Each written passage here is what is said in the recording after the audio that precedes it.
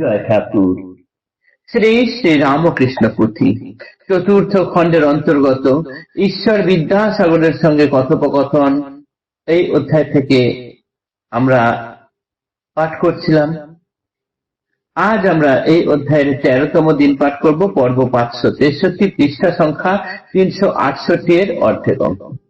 এর আগের দিনের পাঠে আমরা দেখছি ঠাকুর বিদ্যাসাগরের সঙ্গে কথোপকথনে ব্রহ্মের স্বরূপ, ব্রহ্ম সগুণ, ব্রহ্ম নির্গুণ, ঈশ্বর বা ব্রহ্ম সাকার নিরাকার কেমন কি হতে পারেন, সাকার নিরাকারের পারেও হতে পারেন, এই জাতীয় কথা বলছেন এবং সেই সঙ্গে নানাবিধ উদাহরণ দিয়ে বোঝানোর চেষ্টা করছেন।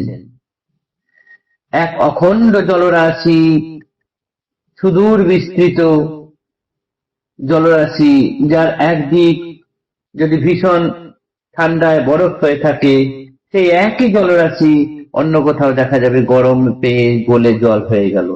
যখন বরফ হয়ে থাকছে জল তখন সেটি সাকার, যখন গলে যাচ্ছে জল তখন সেটি নিরাকার। ভক্তিরূপ সত্য পেয়ে জল গলে জল জমে বরফ হয়ে যায়, তখন হয় সাকার। আর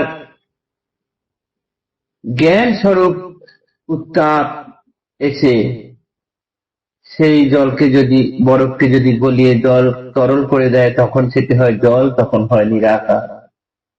এইরকম ভাবে তিনি বোঝাতে চেয়েছেন যে অদ্বৈতবাদীরা যেন মনে না করে যে নিরাকারই সব, সাকার কিছু নয়, বা কেউ যেন মনে না করে যে তারটাই ঠিক। সেই জন্য তিনি সুন্দর সুন্দর ভাবে সহজে দারুণ সরল কথায়, সরল উদাহরণে বোঝাতে চেয়েছেন এই কথা। দৃষ্টান্তে ভাঙেন তত্ত্ব বিবাদ ও ভঞ্জন, সরলে সরলে কথা করহ শ্রবণ। এই অবধি আমরা গতদিনে পাঠ করেছিলাম, পরের অংশ আজ পাঠ করছি। সমূর্খে সহজে বুঝে নাহি লাগে গোল, সরল উপমা দুধ নবনীত ঘোল, নিরাকার ব্রহ্ম ঠিক দুধের মতন, সগুণে নবনিরূপ আকার ধারণ, মন্থন অবশিষ্ট ঘোল সৃষ্টি রূপে তাই, ইহার মধ্যেতে মিথ্যা বলিবে কাহায়, প্রত্যক্ষ ঈশ্বরী কালী জননী আমার, জীবের আমিত্ব যায় কৃপায় তাহার, আমিত্ব থাকিতে কভু সমাধি না হয়, সমাধি ব্যতীত ব্রহ্ম উপলব্ধি নয়, জ্ঞান মার্গে অহং নাশে উপায়ে সম্বল, বিবেক বৈরাগ্য জ্ঞান বিচার কেবল, বিজ্ঞানী জনেরা হারে জ্ঞান যোগ বলে, বড়ই কঠিন পথ এই কলিকালে, ব্রহ্মজ্ঞান আসে হইবারে সমাধিস্থ, নারদীয় ভক্তিভাব এ যুগে প্রশস্ত, সেবা ভক্তি আরাধনা গুণ অনুকীর্তন, এই হয় নারদীয় ভক্তির লক্ষণ, শুদ্ধ অন্তরে নিরন্তর প্রার্থনা তাহায়, করিলে বাসনা পুরে মায়ের কৃপায়, জ্ঞানপন্থীগণ ঘুরে যাহারও আশায়, মিটে না বাসনা গোটা আয়ু কেটে যায়, ভকত বৎসলা মাতা ভক্তি ভালোবাসে, সন্তান স্বরূপ ভক্ত মায়েরও সকাশে, ব্রহ্মজ্ঞান কখনো না চায় ভক্ত জনা, মায়ের দেখিতে করে মায়ের এই প্রার্থনা, যদি কেহ সমাধির উচ্চ স্থানে যায়, নামিয়া আনেন তারে মাতা পুনরায়, রাখিয়া আমির রেখা ঈষৎ অন্তরে, সে নহে এ কাঁচা আমি পাকা বলি তারে, কাঁচা আমি ঠিক যেন দড়ির মতন, যাহাতে জীবের হয় বিষম বন্ধন, পাকা আমি দগ্ধ দড়ি পুরে হয় ছাই, আকারে কেবল বাঁধে হেন শক্তি নাই। ঠাকুর যেমন সহজ সরল উপমা দিয়ে বোঝানোর চেষ্টা করেছেন, তাতে অতি বড় সুমূর্খ যিনি, তিনিও সহজে বুঝে নেন। তার আরেকটি উদাহরণ দিচ্ছেন যে দুধের মধ্যে যে ননি আছে, সে ননি তো দেখা যায় না, এই দুধের ননি বার করতে গেলে দুধকে মন্থন করতে হবে, মন্থন করে তার মধ্যে থেকে ঘোল বেরিয়ে চলে যাবে, তারপরে ননি ওপরে ভাসতে থাকবে। এই ঘোল যেটি গেল সেটি সৃষ্টি, আর মন্থন হয়ে যেটি ননি উঠে এলো সেটি হলো ব্রহ্ম। সেটি দুধের মধ্যে এই নিরাকার হয়ে থাকে, তাই আমরা দেখতে পাই না।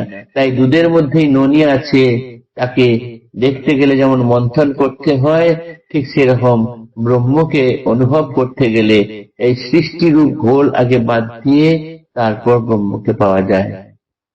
তাই ঠাকুর আবার বলছেন, প্রত্যক্ষ ঈশ্বর কালী জননী আমার, জীবের আমিত্ব যায় কৃপায় তাহার। আমিত্ব না থাকে যখন, তখনই একমাত্র সমাধি হয়, আর সমাধি না হলে পরে ব্রহ্ম দর্শন হয় না। জ্ঞান মার্গে মানুষ যখন থাকে তখন তার অহং নষ্ট হয়।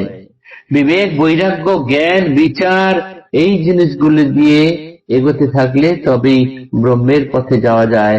আর সেগুলি এই এখনকার বিজ্ঞানীজন যাদের বিজ্ঞানের ভাষায় বলতে গেলে বিজ্ঞানী, ধর্মের ভাষায় বলতে গেলে যদি বলা হয় তাহলে তারা পরমহংস।